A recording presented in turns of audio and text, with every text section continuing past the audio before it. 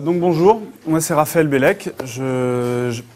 Rapidement, donc je monte une entreprise dans le domaine de la simulation numérique pour le génie mécanique. En fait, on fait un outil qui est accessible en web, tout simplement, et derrière, il y a des algorithmes assez complexes de calcul. Et dans ce domaine-là, pour cette fois-ci, j'ai utilisé ce qu'on appelle le déploiement continu, quelque chose dont on parle beaucoup dans le mouvement Lean Startup aux États-Unis et dont je voulais parler là. Est-ce que déjà, il y a des gens parmi vous qui ont déjà entendu parler du déploiement continu ? D'accord. Est-ce qu'il y en a qui l'appliquent ? D'accord. Je comptais parce qu'il n'y a pas grand monde, donc si je dis des bêtises, ça va, personne ne s'en apercevra trop. Donc rapidement, j'ai fait la conférence sur un mode très court, donc je vais essayer d'être assez rapide. Si à un moment vous sentez que je parle trop vite, ça peut arriver, n'hésitez pas à me le signaler. Donc d'abord, le déploiement continu, qu'est-ce que c'est ? C'est une manière différente de voir un petit peu toute la phase. On passe quelques mois, ici c'est pas trop la tasse de thé, hein, mais on passe quelques mois à développer. Et ensuite, on a un autre projet qui s'appelle le déploiement, où toute la valeur qu'on a créée, on va essayer de l'amener vers le logiciel, vers le client. Le déploiement continu qu'on fait nous, ça s'adresse plus aux services SaaS, c'est-à-dire aux services qui sont accessibles de manière centralisée, par le web, une application web, etc. Donc le déploiement continu, c'est un petit peu une manière de voir le développement différemment, où on se dit, le développeur travaille, tout au long de sa journée, il va créer un petit peu de valeur, il va faire quelques lignes de code, il va committer régulièrement. À un moment, il estime que son travail est utilisable. Son travail est utilisable, donc il fait le push. Il envoie vers le serveur centralisé des sources le résultat de sa journée de travail ou de ses 2 derniers jours de travail. Et là, plutôt que de se dire, bon ben voilà, on fait le push, tous les autres développeurs récupèrent ça et travaillent sur cette nouvelle base de code, on va immédiatement passer ça sur la production. Alors, bien sûr, on le fait avec un minimum de sécurité. On passe d'abord l'ensemble des tests unitaires, tests d'acceptation, etc., toute la batterie de tests, et on déploie automatiquement sur la production. Et ensuite, autre point important, on monitore ce qui se passe sur la production. Parce que je pense qu'il y a beaucoup de gens parmi vous qui ont déjà dû essayer de poser des tests unitaires. Que les tests unitaires passent, ça ne veut pas dire qu'il n'y a pas de bug. C'est-à-dire qu'on n'a aucun test qui couvre les bugs qui pourraient survenir. Une vieille blague de l'informatique, c'est si ça compile, c'est que ça marche. Pareil, on peut la faire avec si les tests unitaires passent, c'est que ça marche. Quand on a un petit peu appliqué, on sait en gros que ce n'est pas le cas. Et ensuite, éventuellement, il y a le rollback. Donc le rollback, c'est la manière de revenir à la version précédente qui marchait. Donc il y en a un automatique avec le monitor et il doit aussi en avoir un manuel pour tout simplement tous les cas d'erreur que n'aurait pas découvert le système. Alors l'objectif de cette petite conférence est super, j'ai oublié de lancer le chronomètre. Donc voilà, l'objectif de ces 30 minutes de conférence, c'est quoi ? C'est déjà de vous montrer que c'est possible. Parce que quand je parle de ça, la première réaction que j'ai, c'est impossible, c'est n'importe quoi. Donc si c'est possible, c'est profitable, et pas seulement parce que c'est plus lean, c'est plus agile, etc. Ça a de nombreux effets positifs secondaires. Je voulais dire que ça existe déjà. Alors la première méthode de projet que j'ai mis en place, ça s'appelait l'arrache. Je pense que beaucoup de gens l'ont utilisé.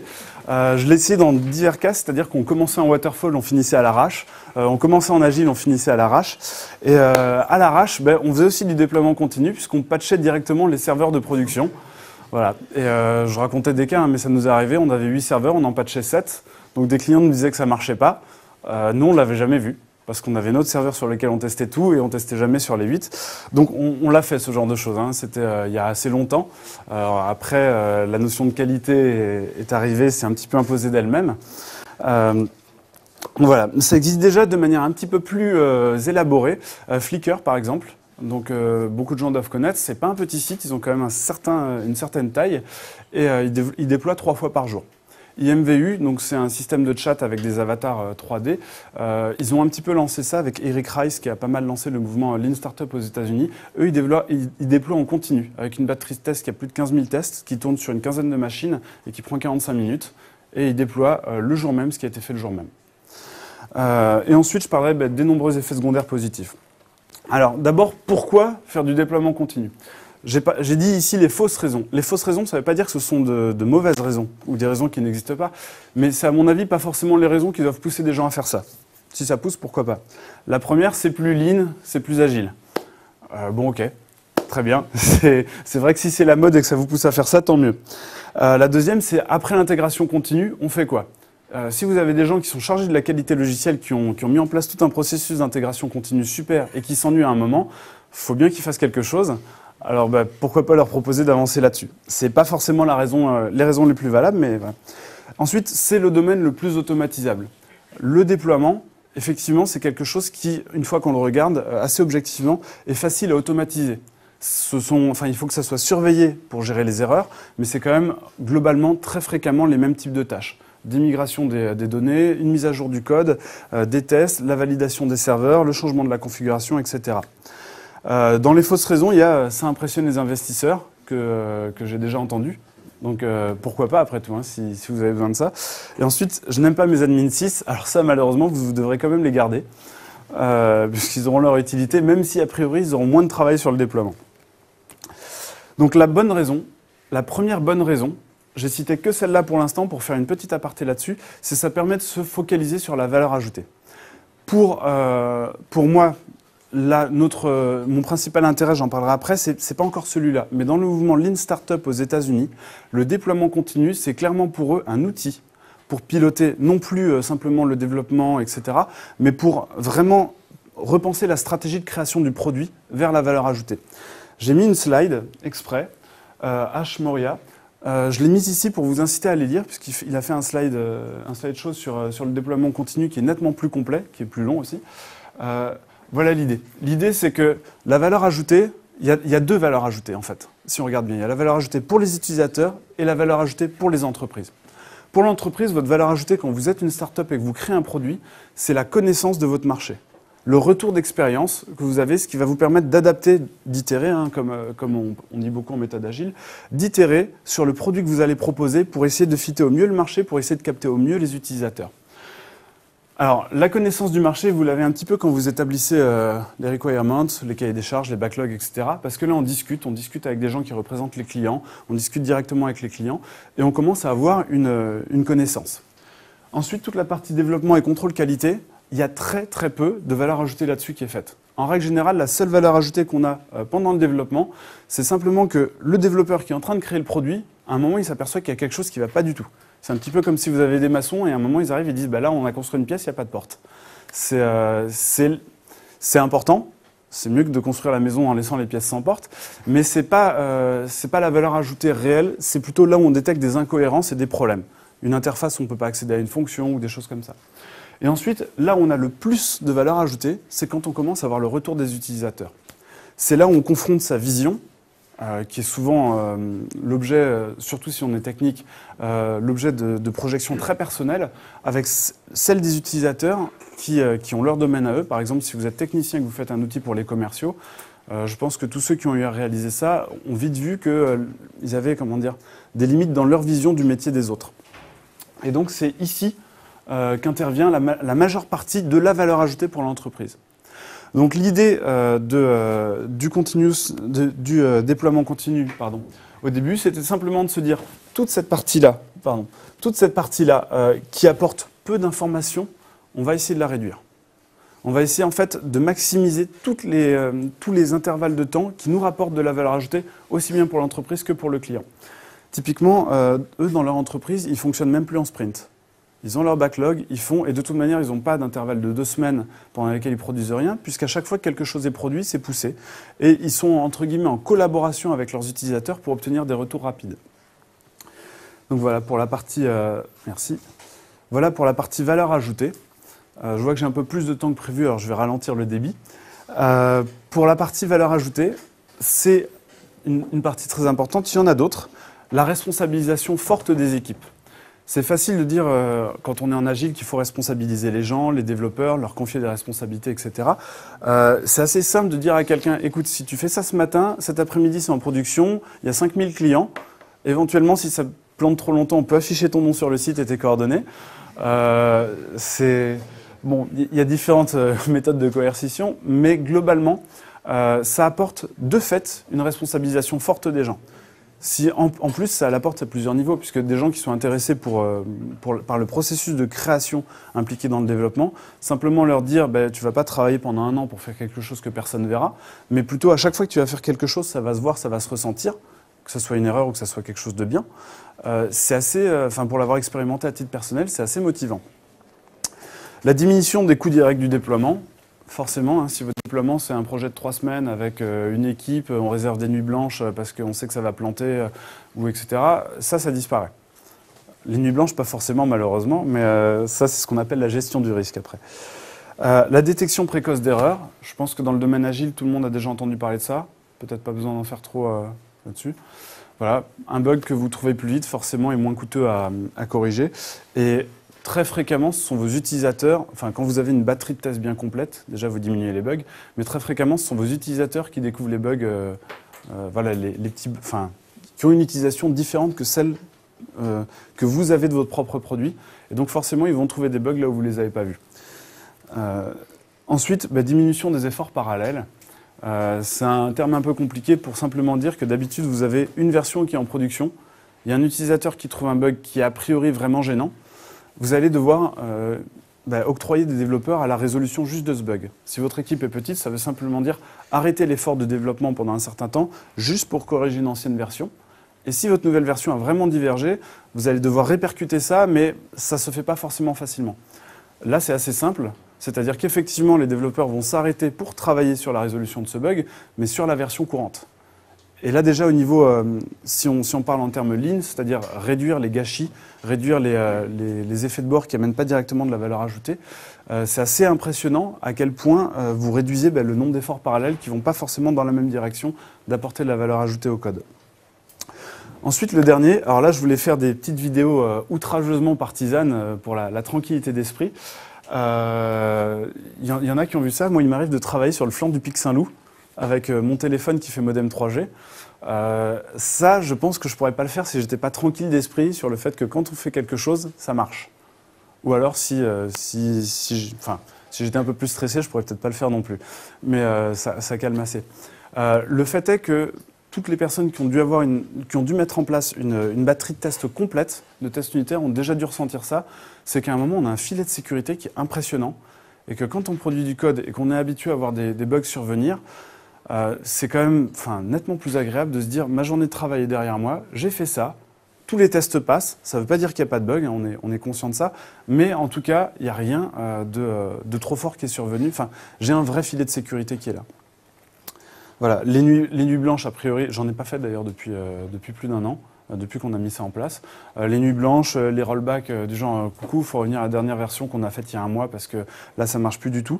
J'ai plus jamais eu à faire ça, alors touchons du bois, mais pour l'instant en tout cas ça marche bien. Comment faire? Alors là je reste assez général parce que je vois que peu de personnes l'ont fait, mais la première chose à faire c'est décider si c'est bon pour vous. C'est pas forcément bon pour tous les domaines d'application. Déjà pour les applications sur poste, c'est délicat à faire. Nous, que je vous disais tout à l'heure, on a 2 domaines. On a l'interface web et on a nos algorithmes de calcul. C'est hors de question de faire ça pour nos algorithmes de calcul, puisque nos clients, c'est typiquement du domaine du nucléaire et de l'aéronautique. Ce sont des gens qui préfèrent voir une erreur identifiée et avoir des codes qui sont là depuis 5-6 ans. Il faut qu'ils puissent refaire le calcul qui a été fait il y a 6 ans et obtenir les mêmes résultats. Surtout pas un meilleur résultat. Parce que là, ça veut dire que potentiellement, il peut y avoir des failles. Leur métier à eux, c'est la prévention du risque à outrance. Et donc, ça, pour leur domaine, c'est totalement hors de question. Sinon, pour le reste, c'est la dernière ligne. Là, en gros, c'est l'intégration continue, plus des scripts de déploiement et du rollback. En gros, c'est un système de gestion des sources efficace, des tests. Alors ça, c'est la première barrière à la mise en place. C'est-à-dire que déjà, si vous n'avez pas de test unitaire, forcément, vous ne pouvez pas vous lancer là-dedans. Si vous avez une suite de tests qui ne passe pas totalement, et là c'est là qu'il y a une vraie discipline, il faut que la suite de tests passe totalement, sinon vous interdisez le push. Et j'ai rarement vu, alors excusez-moi s'il y en a parmi vous, mais j'ai rarement vu, dans toutes les boîtes où j'ai été, une suite de tests qui passait totalement. Je ne parle pas des tests pending, mais je parle de ceux qui échouent vraiment. J'en parlais encore tout à l'heure avec des gens qui me disaient qu'ils avaient 137 tests qui ne passaient pas sur une suite. C'est vraiment la première difficulté. En sachant que, en plus, si vous n'avez pas travaillé avec les tests vraiment en amont, donc en TDD, le TDD, ça permet de produire un code qui est peu couplé, donc qui est facilement testable. Si vous n'avez pas fait ça, vous avez un code qui est difficile à tester et mettre en place une suite de tests unitaires là-dessus qui va vous assurer que si vous pushez en production, ça ne va pas tout casser. C'est vrai que c'est un investissement qui est très lourd. Ensuite, c'est la gestion de tout ce qui fait le déploiement. Le déploiement, ce n'est pas seulement le code et les données, c'est aussi les configurations et l'ensemble des programmes qui vont avec. Donc environnement, données, code, configuration. L'idée qui va avec, c'est si par exemple vous louez une machine sur un cloud, Amazon, etc., vous devez pouvoir déployer votre produit en 10 minutes, ou peut-être un peu plus, mais déployer tout sans avoir rien à faire. Si vous en arrivez là, c'est qu'effectivement, vous avez tout ce qu'il faut pour pouvoir faire du déploiement continu. C'est pas si compliqué que ça. Ça demande de la place, ça demande de la discipline, mais c'est pas si compliqué que ça. Et le dernier point, c'est concevoir des rollbacks efficaces. Parce que revenir à une version précédente, ça nécessite notamment de gérer, par exemple, toutes les données qui ont été mises à jour par les utilisateurs entre-temps. Si les gens ont ajouté des données personnelles, etc., vous ne pouvez pas ignorer ça et dire, bon, écoutez, notre dernier point n'a pas marché, les 17 opérations sur les comptes que vous venez de faire, on les a annulées, c'est pas grave, refaites-les. Ça risque de pas plaire. Donc, pour redémarrer ça, le premier critère, c'est de démarrer simplement. Vous faites déjà des déploiements, faites-en plus souvent, commencez à les scripter, ça revient au final à faire la même chose, et on va automatiser progressivement. Ensuite, c'est vraiment réfléchir au rollback, et notamment le rollback des données. Alors, pour ma part, nous, on est en Ruby on Rails, il y a déjà des tas de choses qui sont faites là-dessus, c'est assez bien pensé, et il y a déjà tout un système derrière qui permet de faire l'ingénierie des rollbacks de manière assez simple. Je ne sais pas pour les autres ce qui peut vous aider, mais c'est intéressant de vraiment réfléchir à ce point-là. Et ensuite, construire une surveillance de la production. Ça, c'est le point sur lequel j'insiste très peu. Ils insistent beaucoup plus sur les autres diaporamas. C'est vraiment se dire, il faut construire des KPI, des Key Point Indicators, enfin des indicateurs clés du fonctionnement de votre système de production. Pour dire, par exemple, si vous détectez que votre système il envoie toujours 50 mails par heure, et qu'à un moment, il n'envoie plus qu'un à 2 mails par heure, vous devez peut-être détecter un problème. Au pire, ne faites pas de rollback si vraiment vous pensez que, mais au moins prévenez quelqu'un. Ça ne doit pas être un administrateur système d'aller checker les logs et d'aller vérifier ce qui se passe, ça doit être au système de vous appeler s'il y a un problème. Alors ça se construit progressivement et ça se construit avec les erreurs. Ça se construit avec la partie suivante, gérer les risques, c'est-à-dire un risque, c'est quoi? On sait très bien que des bugs peuvent apparaître, quel que soit le système. Il faut simplement se dire, il faut plus se dire, il n'y aura pas de bug ou les bugs, c'est un dépassement d'eux. Il faut essayer de contraindre l'environnement dans lequel se passent les bugs et contraindre la résolution. C'est-à-dire qu'on sait qu'on a un problème, on découvre qu'on a quelque chose. On a une méthodologie qui consiste non seulement à le régler, mais à prendre du temps. Et c'est là qu'on revient au lean, on arrête la chaîne de production pour réfléchir à comment est-ce qu'on peut faire en sorte que ça ne se passe plus. Ça ne sert à rien de trop réfléchir en amont parce que l'arbre des cas, il est gigantesque, il est plus qu'exponentiel si on réfléchit en termes de complexité. Mais vraiment réfléchir pas à pas, à chaque fois qu'on a un problème, à comment est-ce qu'on peut résoudre de manière à ce qu'il ne se passe plus, ça permet progressivement de construire un vrai système immunitaire, ils appellent ça, de l'environnement de production. Et ensuite, le dernier point, impliquer les utilisateurs. Alors là, ça dépend vraiment de votre culture et de la culture d'entreprise. On va dire que malheureusement, grâce à Microsoft et à beaucoup d'autres, les utilisateurs ont l'habitude des bugs, ils savent que ça existe. Vous pouvez leur parler très franchement et dire, voilà, si vous avez un bug, cliquez là ou prévenez-nous, etc. Et vous, obtenir des résultats en temps réel. Impliquer les utilisateurs dans le Lean aux États-Unis, là dans l'aspect Lean Startup, ils l'utilisent énormément avec des tas de métriques, simplement pour voir, OK, on a fait du A/B testing, c'est-à-dire qu'on a mis une page et une autre. On met une page accessible pour la moitié d'utilisateurs, l'autre pour l'autre moitié, et on vérifie quelle page engendre par exemple le plus de transformations si on veut plus de clients, sur quelle page utilise plus telle ou telle fonction qu'on a essayé de rendre plus accessible. Voilà. Ça va jusque-là impliquer les utilisateurs, ça va jusqu'à faire de la surveillance comportementale de qu'est-ce qu'ils utilisent pour essayer de voir s'il y a des modifications à chaque push. Voilà. Alors, juste pour finir, un exemple simple de déploiement continu, si vous voulez simplement voir un petit peu comment ça marche, un site web. Un site web, alors c'est sûr que la batterie des tests unitaires sur un site web, elle est faible. Mais simplement se dire, voilà, quand on fait un push, on met en place tout un workflow où avec on utilise Git, mais avec Git, il va détecter le push, il va mettre à jour la production, etc. Ou mieux, il va simplement envoyer un mail automatique à une personne qui sera chargée, elle, de vérifier les dernières modifications, etc. On n'est pas trop dans l'automatisation du déploiement continu, mais c'est le début. C'est simplement, et comme je vois qu'il n'y a qu'une ou deux personnes qui ont levé la main quand je demandais si vous l'appliquiez, c'est simplement le dire déjà de commencer à automatiser un workflow de déploiement. Après, moi j'utilise Ruby on Rails, il y a pas mal d'outils. S'il y a des personnes ici qui font du Java, J2E, déjà mes condoléances. C'est un peu partisan, mais ensuite, il y a beaucoup d'autres outils. Par contre, je ne les ai pas travaillés. Mais si vous voulez, on peut passer aux questions maintenant. Je pense qu'il doit rester quelques minutes. Voilà. Ça va, j'ai pas été trop vite Alors. Oui. Première petite question déjà sur l'implication des utilisateurs, puis c'était mis aussi un peu avant sur le fait que que les utilisateurs, il fallait qu'on ait un retour, c'est eux qui donnaient la valeur ajoutée. Vous avez parlé que sur certains endroits, en fait, il y avait un endroit pour cliquer ou une fois, pour dire qu'il y avait un problème. Donc carrément tester le comportement des utilisateurs avec des métriques. Est-ce qu'il faut absolument avoir un bug track ouvert aux utilisateurs ou des choses comme ça? Qu'est-ce que vous utilisez pour avoir ce retour utilisateurs? Alors nous, on fait simple, on a peu d'utilisateurs qui sont des gens très qualifiés, ils nous appellent. Voilà. Donc le service client en plus, c'est mon frère et moi, le président, le directeur général. Donc c'est pas quelqu'un qui peut pas décider.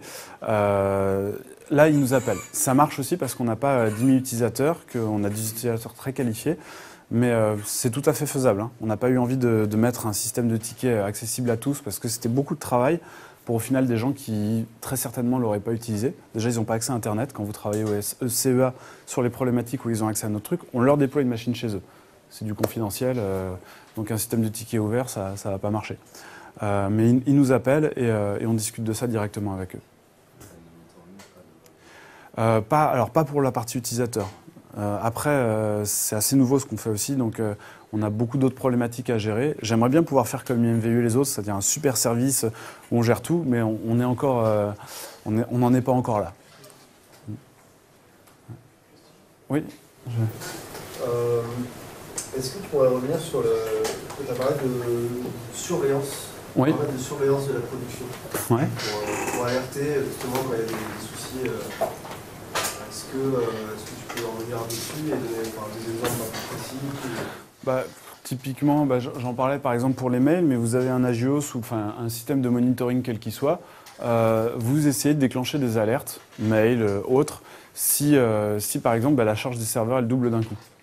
Ça peut être bien, ça peut être que d'un coup vous avez 2 fois plus de clients, mais j'aurais tendance à me méfier de cette interprétation hâtive, ou que les requêtes prennent d'un coup, elles passaient une moyenne de 1 seconde, et d'un coup 90% des requêtes prennent 10 secondes à se terminer. Que vous aviez 2000 insertions dans la base de données par heure, que vous en avez plus que 5. Voilà. Donc après, c'est à vous de le construire. Il y a beaucoup d'outils qui existent. Alors le problème, c'est qu'après, on se perd vite dans la pléthore et que si on a une approche trop technicienne, on va effectivement regarder des indicateurs trop techniques. Mais c'est important d'avoir au moins quelques indicateurs et de les construire progressivement, hein. Au début, ça peut être quelqu'un qui surveille et qui se dit, bon, effectivement, un truc tout bête sur un site web, par exemple, être signalé dès qu'il y a des nouvelles erreurs, ressources non accessibles. Vous pushez le nouveau site et d'un coup, il y a 15 fois la même ressource qui n'est pas accessible. C'est qu'il manque une image, qu'il manque quelque chose comme ça. Je vois peu de gens faire ça et pourtant, c'est déjà simplement pratique de pouvoir être prévenu dès qu'il y a une petite erreur comme ça sur un site web. Est-ce que j'ai répondu tout à fait à la question ou D'accord, merci. Okay, non, pour les tests d'acceptance, ils sont également automatisés, donc je comprends. Oui. Donc, comment vous faites? Ruby on Rails, on utilise avec Cucumber, il y a un outil qui s'appelle Cucumber qui pilote soit WebRat, soit Selenium, soit Capybara. Il y a quand même une spécification en amont de développement en question qui sont formalisées avec Cucumber. Voilà. Alors on avait commencé sans et ça fait des années que je prêche pour les tests unitaires, etc. Et comme on a commencé avec la première méthode dont j'ai parlé tout à l'heure, à l'arrache, hein, on a commencé par essayer de faire un proto très vite pour pouvoir le montrer à des gens. On n'avait pas ça. Et au final, à un moment, on a vraiment pris le temps de tout reprendre. Et ceux qui ont des batteries de tests unitaires savent, c'est incroyable le nombre de bugs qu'on attrape tous les jours avec ça. Le nombre de alors rarement grave, mais on se dit si j'avais pas ça, en fait j'aurais un petit peu comme une culture de bactéries qui se développe dans mon programme. Tous les jours, j'en rajoute quelques-uns, ils se multiplient, ils vivent bien. Enfin, les bugs, c'est une chose, mais on parlait d'adéquation aux besoins. Oui. On a fait ce qu'on était censé faire. Oui, alors ça, ça permet de le faire. Après, effectivement, il y a soit une phase de spécification, soit là, c'est un petit peu chacun sa méthode. On va plus vers la partie agile. Effectivement, on a mis ça en place, mais nous, on l'a mis un petit peu en retard parce qu'on essayait vraiment d'abord de comprendre comment travaillent les gens dans ce milieu-là. Je ne sais pas si j'ai répondu tout à fait. Oui. C'est un oui qui veut dire non. Mais déjà, la technique, c'est une réponse. Après, je ne comprends pas trop comment la gestion du changement là-dedans, mais ça, on n'a peut-être pas le temps de débattre. Une petite question sur la partie, au niveau comme première phase dans le déploiement continu, vous mettez push, commit puis push. Donc je suppose avec un truc genre Git, parce qu'en SVN on peut pas. Oui. Et du coup j'en reviens en fait dans le déploiement continu. En fait il y a un pattern toggle feature là, où en fait on peut rajouter une fonctionnalité au fur et à mesure, mais cette fonctionnalité si elle se développe sur une trentaine de jours, d'après ce que j'avais compris, en fait on essaie de se débrouiller pour pas la rendre visible. Un truc, pas rendre accessible et via de la conf. Mais en fait, avec quelque chose comme Git ou quoi, on peut aussi reculer le push, tout simplement. Et du coup, ma question c'était à vous, est-ce que vous faites plus ou moins les deux, ou alors est-ce que vous faites que via le système de versionning? Alors, pour l'instant, on a surtout utilisé le système de version en faisant des branches. Alors, c'est fortement déconseillé, pour de très bonnes raisons, d'ailleurs. Mais pour l'instant, on a fait ça comme ça, simplement parce qu'on est quelques-uns et que effectivement, nos clients, comme je disais, ce sont des gens assez spécialisés, donc on fait beaucoup de besoins spécifiques. Après, effectivement, il y a des outils qui existent, par exemple pour Rails, pour simplement dire telle fonctionnalité, on va les afficher que à tel type de client. Voilà, donc on peut faire effectivement du toggle feature, ça je l'avais mal compris au début. On peut le faire, nous on a choisi de ne pas le faire, simplement parce que dans notre cas, c'était un petit peu plus de travail, pas beaucoup plus, mais que c'était pas pertinent tout de suite et qu'on voulait vraiment se focaliser. On fait un peu la course, tous ceux qui ont monté des startups. Un système comme SVN par exemple qui est plus centralisé, ce serait. Oui, mais on a justement choisi de ne pas utiliser SVN. Voilà. Git qui permet des branches très simples et qui permet justement de décorréler un petit peu le push du commit. Voilà. Et avec SVN, vous ne seriez pas un petit peu plutôt sur. On l'aurait peut-être pas fait. Non, je sais pas. Le déploiement continu, c'est la première étape et sans ça, c'est difficile de. Moi, j'utilise Git depuis plusieurs années, depuis avant de me mettre à ça, et à chaque fois que j'ai vu une équipe où ils utilisaient SVN, plutôt que me remettre à SVN, je les ai mis à Git. C'est pas forcément pratique, mais ne serait-ce que pour la gestion des branches, c'est un confort qui est énorme. Donc, ok. Donc voilà, apparemment c'est terminé. Si vous avez d'autres questions, on pourra en reparler tout à l'heure. Voilà. Merci.